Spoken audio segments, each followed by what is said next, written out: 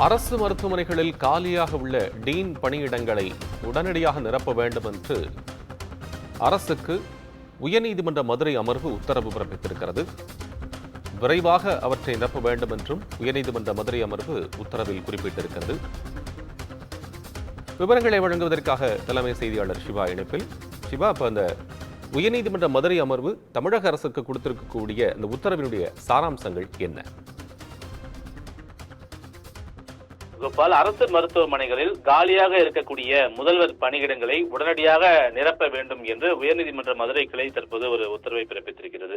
இது தொடர்பாக மதுரையைச் சேர்ந்த வெரோனிகா மேரி என்பவர் தாக்கல் செய்த மனுவில் மதுரை அரசு ராஜாஜி மருத்துவமனை முதல்வருடைய பதவிக்காலம் ஏப்ரல் 30 முடிவடைந்து அவர் ஓய்வு பெற்றிருக்கக்கூடிய நிலையில தற்போது வரை முதல்வர் பதவி என்பது அங்கு நியமிக்கப்படாமலே இருக்கிறது. மூத்த பேராசிரியர்கள் மருத்துவமனையுடைய பொறுப்பு முதல்வராக இருக்கக்கூடிய நிலையில மதுரை அரசு ராஜாஜி மருத்துவமனை தமிழகத்திலே 2வது பெரிய அரசு மருத்துவக் கல்லூரி மருத்துவமனையாக இயங்கி வரக்கூடிய நிலையிலும் நாள்தோறும் 10,000 நோயாளிகளும் 3,000 உள்நோயாளிகளும், புறநோயாளிகள் 10,000 பேர், உள்நோயாளிகள் 3,000 பேர் என தொடர்ந்து சிகிச்சை பெற்று வரக்கூடிய நிலையில தற்போது வரை இந்த மருத்துவமனைக்கு முதல்வர் பணியிடம் என்பது நிரப்பப்படாமலே இருக்கிறது என்ற ஒரு கருத்தை முன்வைத்து இந்த மனு தாக்கல் என்பது செய்யப்பட்டிருந்தது. எனவே இந்த வழக்கை நீதிபதிகள் சுப்பிரமணியம், விக்டோரியா கௌரி கொண்ட அமர்வு விசாரணைக்கு எடுத்த போது தமிழக சுகாதாரத்துறை தரப்பிலிருந்து அறிக்கை தாக்கல் செய்யப்பட வேண்டும் என்று உத்தரவிட்டு கடந்த 2 நாட்களுக்கு முன்பு ஒரு உத்தரவை பிறப்பித்திருந்தது.